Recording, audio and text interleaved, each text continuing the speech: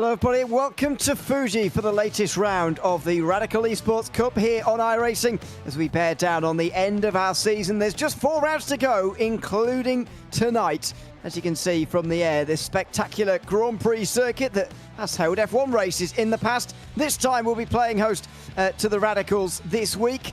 Myself, Ewan O'Leary, and Ron Mounds on this 2100 GMT broadcasted split with Romero Augustin Cisneros behind the cameras. We're very much close to the end of the season now, Ron, and we probably know who's going to win the title as well, barring a big change. But 4 final weeks of racing in these broadcasted split to come before the end or the start of September in 4 weeks' time. And you know, 4 rather treacherous tracks as well, Ewan. Looking through, of course, Fuji here today. I was joking right before we got this broadcast up and rolling how turn 1 on lap 1 is probably going to be horrifying. Sebring I adore in these SR10s, but can be really tough to try and manage as well. Interlagos puts on some really fantastic races where you really don't know who's going to win until the final lap and that final run up to the checkered flag. And then the Hockenheim Ring, the first time that these Radicals have run at the Hockenheim Ring for, I would have it guess, well over 2 years. It's been a very long time since we saw the Hockenheim Ring part of this season calendar. So venturing off into the unknown for the final week to kick off the month of September, as much as it feels like it's rather set in terms of who's going to get the job done in the series championship here for season 3 of 2025, it is still 4 weeks venturing off into the unknown for these racers. 231 points the gap between James Barry and Christoph Lipp, who rocketed up the standings compared to just 1 week ago. Second last week was Paki Caruso. He's now down to 3rd. And in fact, the next few positions have been just shuffled down. Heinz Braun also just shuffled down 1. Andre Castro then rounds out the top 5 with George Gonzaga. Then at 6th place, Sebastian Lipp, Solly Rattanen, who's down, by the way, from 4th place down to 8th. Harvard Gullickson, Peter Ivany round out the top 10. Of course, very difficult to give you an idea as to who's going to get what points from tonight's race and really what that's going to mean by the time we bring up the schedule, the standings next time we of course broadcast this series in 1 week's time. These are the conditions: 20 ambient in Celsius, 21 Celsius on the racetrack. As we've been talking about before, that's about 70 Fahrenheit on the racetrack. But very humid here tonight by the looks of things, and overcast conditions as well. In fact, further than overcast, Ron, I'd go as far as to say this is pretty foggy conditions, actually. You can barely see the final corner from the first corner, which I know is a long way at this circuit, but it's always a pretty good tell that visibility is not very good, and look at that. Yeah, look at the fog that these racers are having to poke their way through in this qualifying session that we're currently in the midst of. 95% humidity. These racers basically driving through a giant bowl of soup at the present moment. So not the ideal conditions for sure this track. Rather cold in the grand scheme of things. It is still the summer, at least here in the northern hemisphere. So you'd usually expect these track temperatures to be rather high. Not the case at all. Tucked up here right by Mount Fuji here at Fuji Speedway. And absolutely iconic racetrack in the world of motorsports. As you said, Ewan hosted the first ever Japanese Grand Prix back in 1976. Last time it hosted a Grand Prix period was back in 2008. And that final stretch of races here at Fuji in 2007 and 2008, rather heavily affected by rain. I got to imagine it would be rather wet if these cars did have rain compatibility, which they don't at the moment. If they do in coming seasons, these wacky SR10 races would probably get cranked up just a little bit higher, as we've got a duel right now for the pole position with Andre Castro and Christoph Lipp, who, mind you, is off the back of 3 straight wins here this season, currently duking it out for the pole position. Yeah, we've gone from having lots of different winners in lots of different weeks to starting to see a pattern emerge in these broadcasted races. Still, it's another big field of strong drivers who are in the race here tonight, and that is fantastic news for us as we enjoy this split here tonight. Down the straight for Heinz Braun, who's in 11th at the moment, and moves up to 7th in the meantime, just about where he's expected to be in number 6. Lasse Sorensen slightly outperforming himself at the moment, but he is a strong driver, so not really a surprise to see him in the top 5 at the moment. This is George Gonzaga, 10th place, where you'd expect to see him, and just under a second behind Andre Castro, getting on the brakes now for turn 10, which is the hairpin before this rather awkward final chicane, which you can get rid of in iRacing. There is the layout to allow you to bypass that chicane, but not used here. It does create a sort of half overtaking chance down in towards turn 10, really, but the chicane does make that a little bit awkward. Yeah, it can certainly get physical if you try and go for a move heading off into that section. The final sector around this track, rather notorious for being a rather twisty end to what has notoriously been one of the fastest tracks in all of global motorsports, let alone in the nation of Japan. Fun fact for you about this track, it was originally designed to be an oval. Turn 1, the original version, was just a massive, I think, 30-degree bank turn. Massive turn, and they never really had the money to complete the original oval project, so they just decided to turn it into a road course instead. But this track always synonymous for being quick, as much as the first two sectors still a rather quick end, and that start-finish straightaway iconic for being massively long. The end of this lap, especially in these SR10s, are really going to have these drivers at their wits' end and really nervous heading all through there. You got some clunky corners that may be a little bit tough in these SR10s that can kick you on your butt with the blink of an eye, but you've also got the anti-cut curbs running around here. I remember driving a GT3 car around this track rather early on into my broadcasting career, trying to get some sort of knowledge before a broadcast I was doing later on that day. I hit one of those yellow curbs, and I managed to pull a 5-foot wheelie in an Audi GT3 car. So those curbs in these lightweight SR10s, if we see a driver even look at one of those things the wrong way, we may see a driver strike the moon. Yeah, it's really harsh, these curves around this circuit, and on this very channel, actually, the iRacing YouTube channel and RaceSpotTV YouTube channels, we did the Fuji special event as well, which was decided by one of those sausage curbs as well. Frankly, I think they should get rid of them in real life, but there you go. That's just my opinion. They are perpendicular to the racetrack and a big factor as to what we're going to see here tonight at Fuji, that is for sure. But that's the end of qualifying. Let's have a look at the starting grid ready for the race. Andre Castro takes pole ahead of Christoph Lipp, looking to do it all over again in that number 1 car. He's ahead of Havard Gulliksen, and Sebastian Lipp, his brother, is just behind him. Then it's Lasse Sorensen and James Barry is also on that side of the grid in 6th place. Heinz Bruns just over half a second back in 7th, ahead of Maurizio Scotti D'Urcio. Then it is Franco Sanchez Buckley with Dennis Kirikopoulos rounding off the top 10. George Gonzaga and Kjetil Larsen round out those inside a second of pole, with Simon Sykes in 13th place. He's 1.2 seconds back on pole. So slightly smaller field. They'll sit on the grid and rev their engines like idiots again.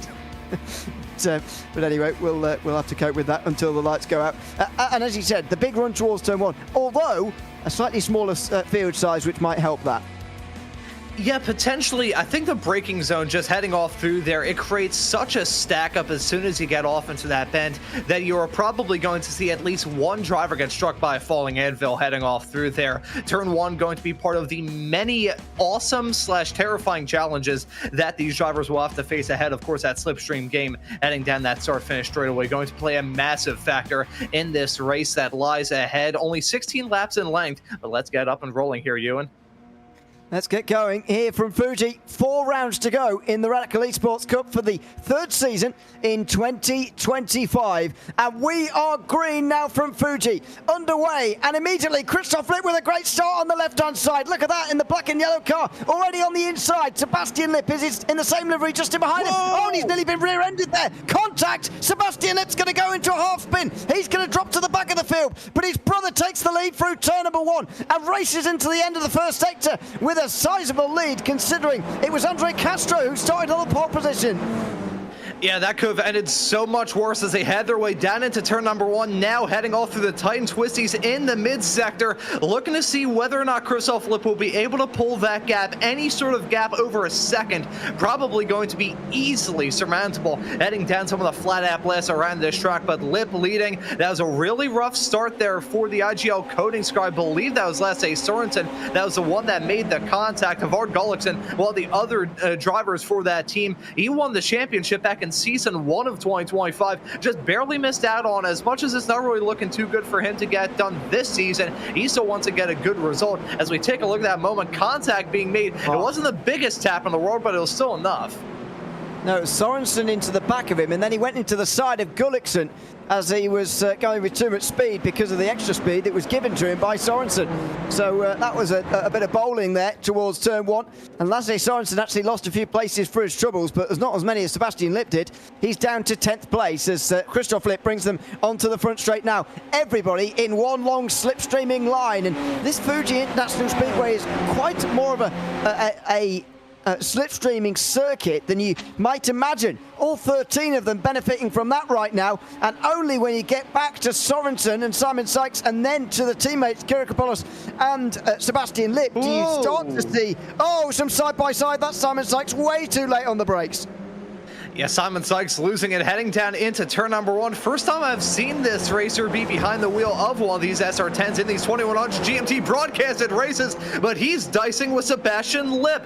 Lipp not getting off to a good start at all in this race. He now drops down to the final spot inside the top 10. Sykes started this race all the way at the back. He's made his way up to 9th, and even with that moment, he's still on the charge, looking to move down the inside of Dennis Kyriakopoulos. Well done from Sykes. Simon Sykes, the 2023 USF 2000 championship winner in real life, looking to try and get dicey here in these SR10s, already making some moves early.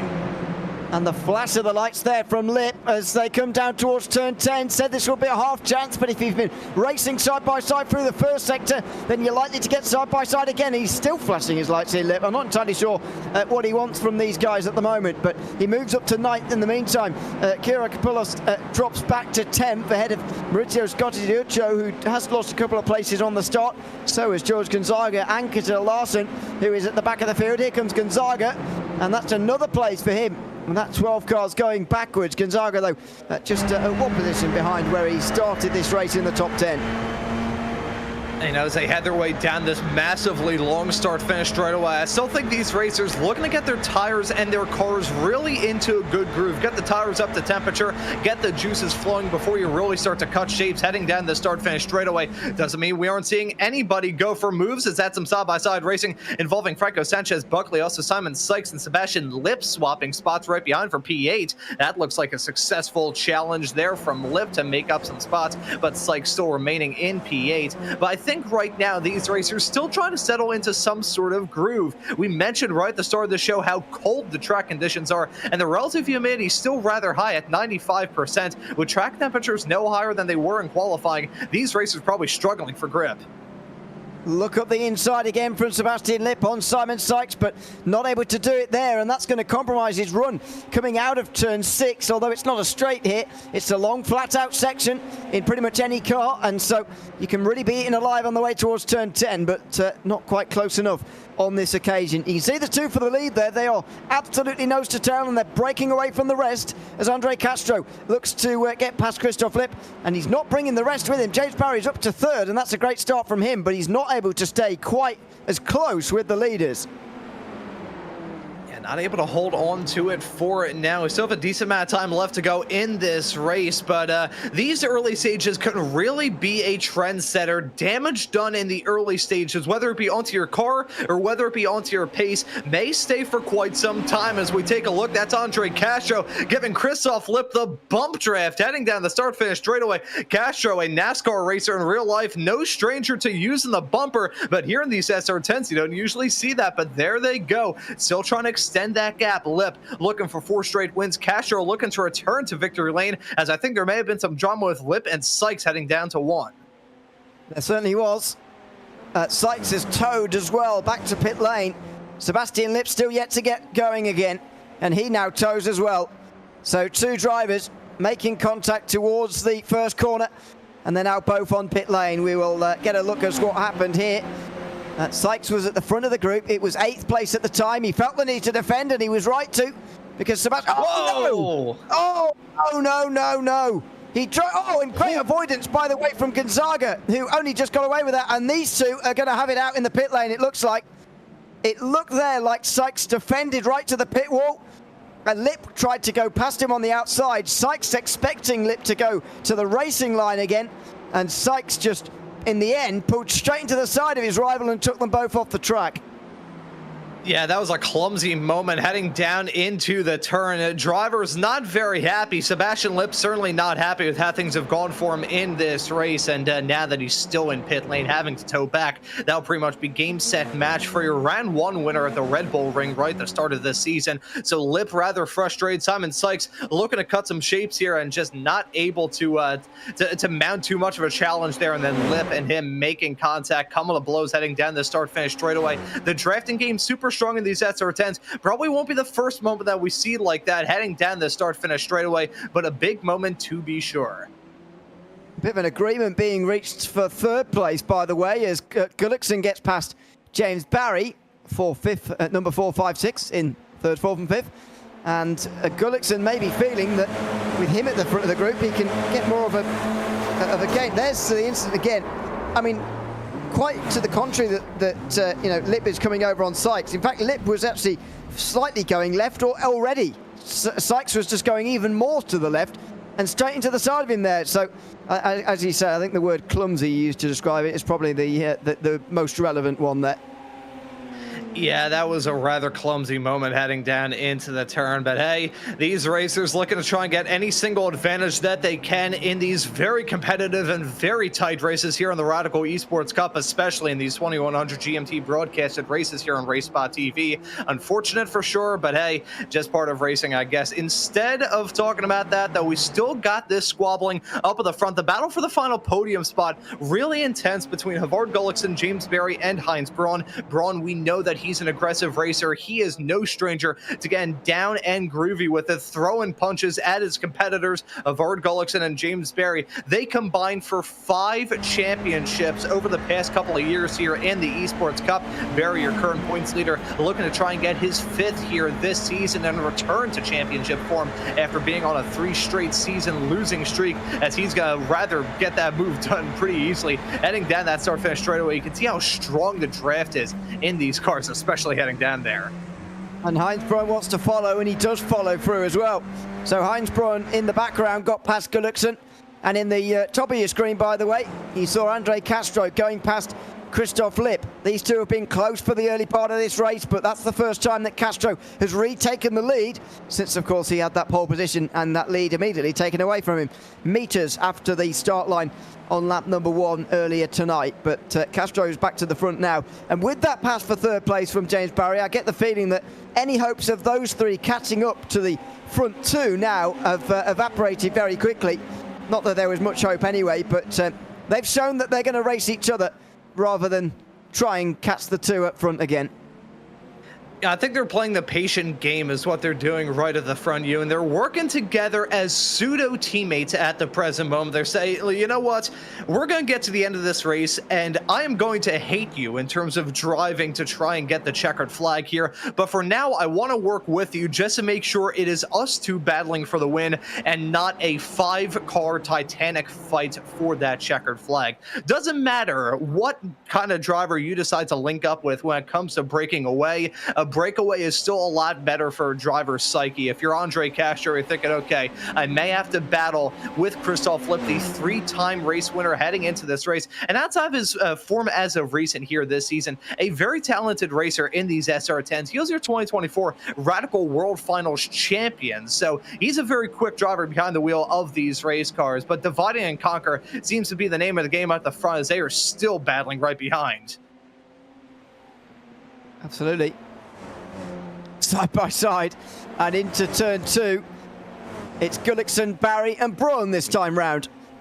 You might as well shut your eyes, point your finger at the 3 and see who you get, because that's just about as good as predicting at the moment which of these 3 is going to win the battle. Sorensen and Franco Sanchez Buckley are not that far behind, and they are going to catch up quicker if they fight like this. Sorensen just under a second behind Braun. If they work together, they could distance those 2, but it, again, doesn't look like they've got much motivation to do so. And again, we're not even halfway through this race yet either, so time on Sorensen's side, and what a recovery it would be for him, since dropping to 10th at the end of the first lap. He's already 6 laps later, knocking on the door of a top 5 again. It's a pretty good drive from him as it stands right now. I was going to note this right as we were loading into the session before this broadcast got up, rolling, and ready to rock here on RaceSpotTV and the iRacing Esports Network. This is a stacked grid of racers. The drivers that you see up and down this 13-car grid, and the 11 cars still out there on the racetrack. Very, very talented and very experienced in these SR10s. This is a car where if you have the experience on your side, that'll really help you. Look at Andre Castro dipping down pretty much nearly into the pit wall, trying to break that draft, the snaking motion heading down there. That shows how powerful the draft is in these SR10s. And as here comes a dive from Heinz Braun heading down into turn number 1. He's looking for fourth and doesn't get it done on James Berry, but they're still very close in that battle for the final podium spot. I was just going to say, talking about your current race leader of Andre Castro, this is a drafting track, and looking through the season we've had up to this point, if I had to outline the track that's probably a bit more draft heavy than this one, I would probably say Spa for week number 4. And you know who won Spa in week number 4? It was Andre Castro. So look at that drive of the number 2 car to potentially get win number 2 tonight. Yeah, and the other thing similar about these two racetracks as well, although there's plenty of differences between those two, is that they're both the sort of bigger Grand Prix circuits, if you like. Even these cars look quite small, really, at Fuji. The track's really wide, and it's a proper Grade 1 style. So that's another similarity there as well. See if Castro can take another victory here about a month after his previous, as we now come into the final sector again for these three who are racing one another. And are they distancing Sorensen and Francisco Sanchez-Buckley quite enough here? I wonder. Maybe not for the moment, as they now come into the final turn. This is the big run, or where you need to get the big run, I should say. Barry super close to Gullickson. You'd almost fear that he's too close, actually, if this were going on to the last lap. And there you go, he's going to push instead. So he wants to keep this just between the three of them by the looks of it. And Heinz Braun says, I don't actually want any of the slipstream at the moment. I don't want to get too close. Now he'll pull back in again as he starts to lose some time. But they're significant working together there. Just as Lasse Sorensen started to catch up, they've got their act together again, and on halfway, they're distancing Sorensen again.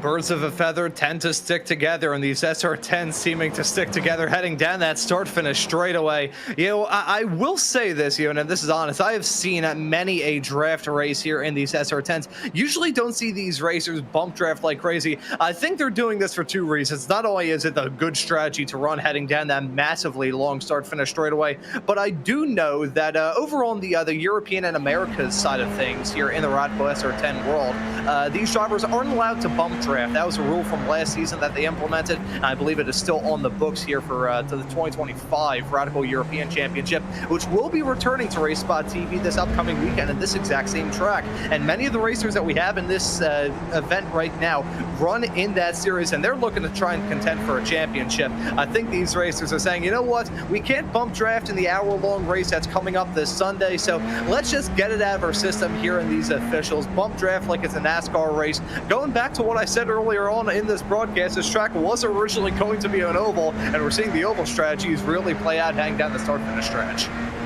Yeah, go and Google some of those previous layouts. You'll certainly see where the pattern it starts to emerge there. Meantime, in the background again, there's the same story as Braun tries to stay out the way. He's trying not to give the slipstream to Sorensen, and he's trying not to get too close to Gullickson and Barry, who are doing the work at they're pulling away from those two behind, and Sorensen might have been pushed into turn one a bit too steeply there. He's gone wide. He'll just about stay on the road, but loses even more time. It shows that these guys make bump drafting look so easily, when it's allowed, of course, as you point out. But it's not easy. You can very easily push the driver in front of you actually off the circuit, and not only would that be somewhat of a penalty in some circumstances, quite apart from that, you can just push them wide, and that's very counterproductive for your group. I was just going to say that a matter of one lap ago, talking about that two-car battle between Sorensen and Franco Sanchez-Buckley. I was thinking, you know what? I like the bump drafting that I'm seeing between these three that we have on screen right now, still battling for the final podium spot as the front two continue to just drive off into the sunset that you cannot see because of the tremendous amount of fog here at Fuji today. But those two racers behind, they were giving each other hell. I mean, I still think they will be, but I think that moment was a bit bit of a wake-up call. They were playing that bump drafting game even more aggressively than we were seeing it with Gullickson and Barry, because at least we saw Barry give a courtesy lift before the braking zone. Those two were basically linked together like a train, and you don't need to be a train expert to know that a train does not stop on a dime. If you try hitting the brakes on a train, you're probably going to pull up about a half a mile later. It's not the same with these SR10s, but it does somewhat apply. Two cars linked together, not going to be able to get on the brakes well, as that's Barry leapfrogging ahead of Havard Gullickson down to 1. Yeah, so they've put it out to a second and a half again, and the gap continues to grow to the leaders, but Barry decides that he wants third place now. One thing I will note, actually, from watching these races so far, and for whatever reason, it seems to be a very popular track this week, because I've already broadcasted 2 races at Fuji. It's only Friday. This is the third one. It's not a long run to the line, really. You can't really wait, even on, as you say, draft cars like these at a draft track-ish like this is.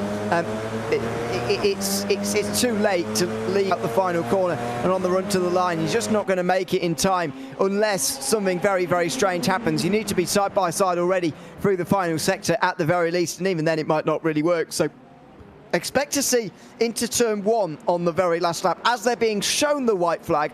That's going to be a big, big factor in who's going to actually take these positions, whether it be for first between Castro and Lip, or whether it be for this third place group further back. You know, I honestly think that what is going to make or break these racers' races is what happens to them heading off through the final sector. If they look at some of those, as I like to call them, the overcooked sausage curbs, because much like an overcooked sausage, you can chip your teeth on them. If one of those racers gets it wrong heading off through the final sector, whether they run wide, hit those curbs in a bad way, especially coming out of the final turn with those 2 curbs on the outside there and one on the inside that I have seen flip some cars in the sim as well. If you get wrong heading off through there, doesn't matter what happened to you before, you are going to be a sitting duck heading down onto that start-finish straightaway. But that's a great point that he raised there, Ion. If a driver can just ace that final sector and get a decent enough run heading out of the final turn, you're going to be golden. It is just not long enough of a run. That start-finish line comes rather early onto the straightaway, probably about a third of the way down it is when you hit that line. It is just enough whereby I like to call it 50 feet of hope. You think that you can get the move, and then that line comes up and you are still trying to draw alongside. I think if these races can just nail the exit out of what is a very challenging final corner as well, curve through the braking zone, uphill, the weight transfers in these SR10s notoriously treacherous. If you can get right through the final turn, you're going to be golden. If not, instead of leaving this race smelling like a bed of roses, you're probably going to leave this race smelling like a bucket of horse manure. Yeah, the finish line, for whatever reason, is pretty much in line with the pit entry line, the pit pass at which you're forced to abide by the speed limit, whereas the start line's a long way down. As we saw, it's not actually the longest run in the world towards turn number 1, despite the fact it's a very, very long front straight here. The straight, in fact, runs from the most eastern point of... Oh, sorry, I've got to get my bearings right here. I think it's the most... I don't know. One of the points, anyway, to the most... One of the other points as well. If you're looking at it on its side, it's from the very right-hand side to the very left. It's a very, very long way down here. Covers the entire one part of this facility, and it creates things like this down in towards turn number 1. But Christoph Lipp decides that now's not the moment. 4 laps to go, and he's still waiting. Barry and Gullickson, meanwhile, are waiting as well. Oh, nice front, very big there. He very nearly clattered into the two in front of him. He had to make the move. He had no choice, otherwise he would have gone straight over the back of Havard Gullickson there. He's gone down the inside by accident, and he's got 4th place. Yeah, I'm not sure whether that overtake was intentional or not, but one way you could describe it was successful. He gets that move done to jump his way up in a P4, and James Barry not too disgustingly far in front either, only a half a second. And around this racetrack in cars like these, that half a second gap will probably be gone by the time they drop the anchors and head off into the chicane here in a couple of moments' time. So Havard Gullickson really in the midst of this battle. Gullickson looking to try and get his way into victory lane again this season. We saw him win for week number 2 at Watkins Glen. Of these racers, Havard Gullickson is the only one to get a checkered flag thus far in that front 3 battle, even though James Barry is a championship leader and has 7 wins up to this point in the season, yet to win in one of these 2100 GMT broadcasted races. Heinz Braun, though, probably going to win the best overtake of the race thus far. I don't think he intended to go for it, but it worked. I really don't think that was intentional at all. But yeah, successful is one word you can use for it, because that is true. Very close to that sausage curb on the outside line, but look at that in the background. Lasse Sorensen is now in the group, and Gulliksen isn't going to be quite as mean to Sorensen, as trying to keep him at bay in the slipstream. And there you go, he's going to go alongside Hans Braun in case. Got to be a little bit wary of James Barry out front now that they go side by side. But look at these two. Braun goes a little bit late earlier on the brakes actually, and so he's going to let him in. But Sorensen's very much a part of the group now, and with just 3 laps to go, we've got 5 for third. Although Braun again comes through on Gulliksen. Oh no, not quite. He just backs out. So 3 laps to go, and they're all here now. This slipstream has been caught by Lasse Sorensen, who will look to try and join in and maybe even take these places to get to third by the end. Yeah, you know, I said this a little bit earlier on, talking about Andre Kasher and Christoph Lipp wanting to get out of this battle as the drivers just squabbled up for P3.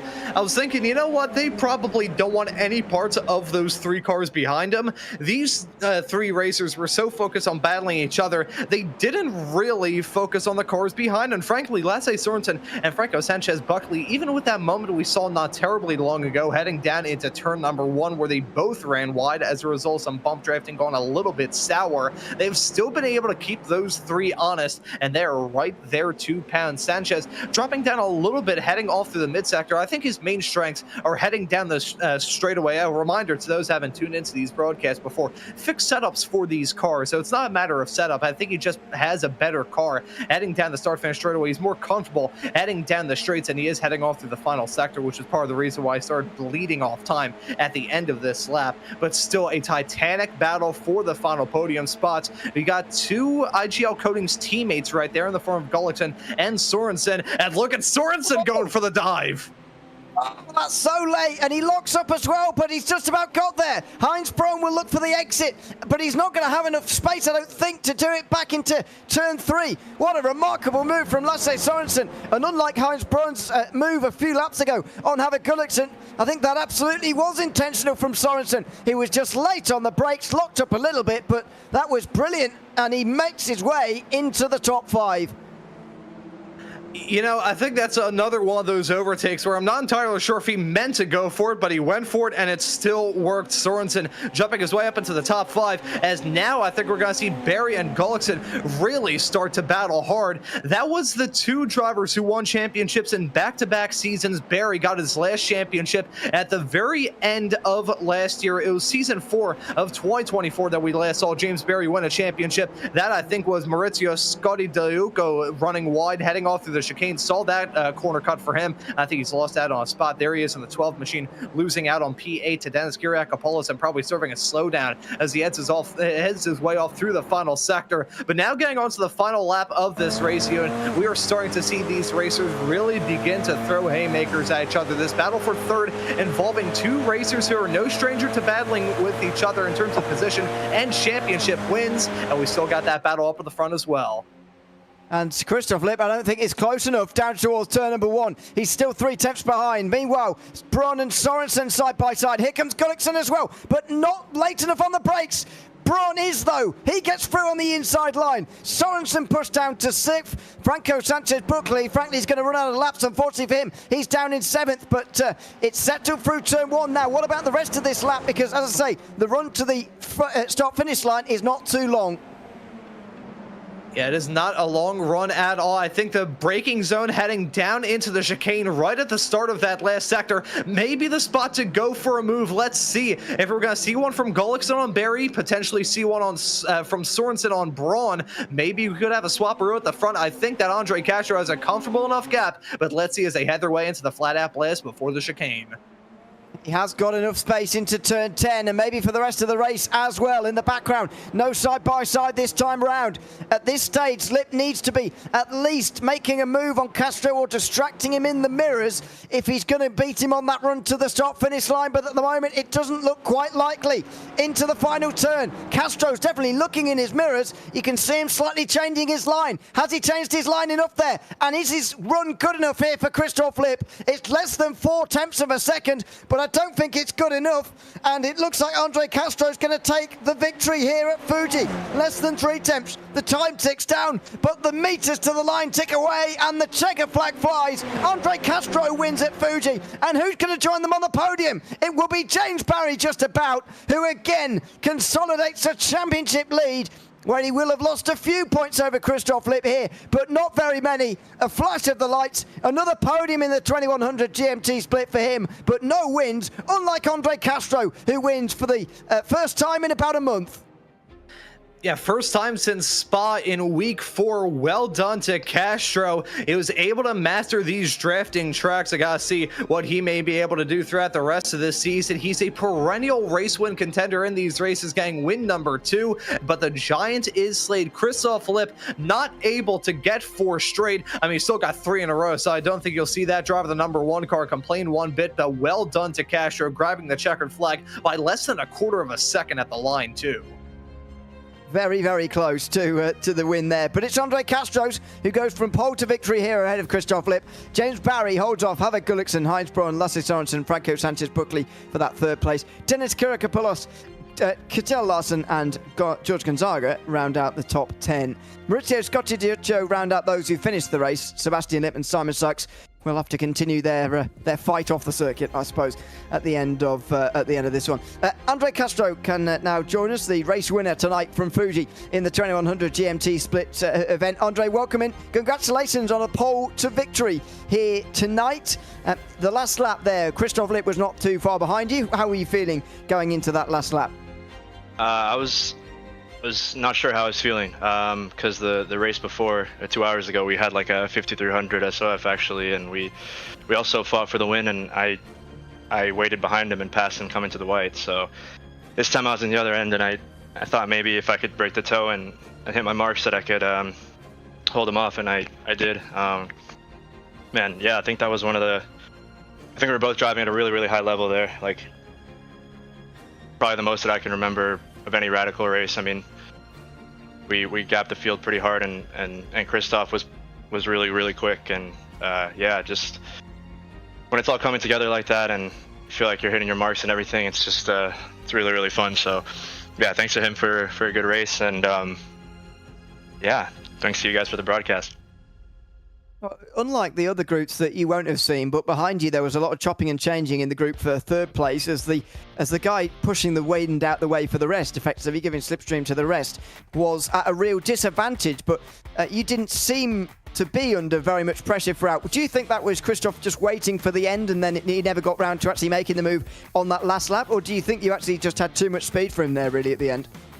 Yeah, I mean, I think the whole time he was lifting, like he could have made the move a few times. I definitely missed a couple corners, and he was able to stay right with me. And then I think with 3 or 4 to go, that's when I really started breaking the toe. I figured if I could get to like 6 tenths, 7 tenths of a gap, then if I broke the toe, then he would have a hard time getting to me down in turn 1. So yeah, for most of the race, I didn't really do that because I knew it was a long way to go. And honestly, I wouldn't have been upset if he passed me, just because, you know, that's how I won the race previously a couple hours ago. So I would have been comfortable behind him. I was honestly considering letting him by, but yeah, I think I was getting a good rhythm through those last few corners, I guess, in that last sector, and I felt like if I kept doing that, then I could stay in front of him. So I just made the decision to kind of go for it, and it worked out. But yeah, it was good. Shout out to my friend Jared Dunkovic winning 2nd split, and Phil Dennis in the spotter stand, and yeah, it was a good race. Thanks for chatting to us again, Andre, and congrats again on the win tonight. Yeah, thank you guys for another good broadcast. Appreciate it. Thanks so much, Andre Castro, the winner tonight from Fuji in our 2100 GMT split Radical Esports Cup race. We'll move on next time round, of course, as we travel across the Pacific Ocean this time to Sebring for the 3rd last round of the season. Ron, it will be bumpy for sure, but and very different in Fuji in so many ways as well. But bearing down on the end of the season, a circuit I think actually races the Radicals really quite well. Oh, Sebring in the Radical SR10s is so much fun. I once raced in one of these broadcasted races, made it into top split by a miracle of God, and ran in these SR10s. And I will tell you, Sebring is such a hoot in these SR10s. It's a popular track as well. Probably going to see a whole lot of people making their appearance in this upcoming week, especially in that broadcasted race. And we're probably going to see one of the best races of the season as well. Getting to the end of it, these racers looking to battle for a championship, and probably going to see some more America's competitors as well, as that series will be running 2 days after that. So really looking forward to next week's race at Sebring in just about 6 days and 23 hours time. Absolutely. We'll look forward to your company then, of course. And if you want to see more Radicals racing between now and then, we're live on RaceSpotTV on Sunday with the next round of the Radical Sim Racing European Championship coming from Fuji. So make sure you join us for that as well before another 2 Radicals races on RaceSpot next week. Very much a Radicals season, it seems. That's it tonight from us at a rather dreary Fuji. Thankfully, the racing brightened us up here tonight. I've been Ian O'Leary alongside Ron Mouse with Romero Augustin Cisneros behind the cameras. We'll be back in this series in 1 week's time, 7 days' time at Sebring. Goodbye for now.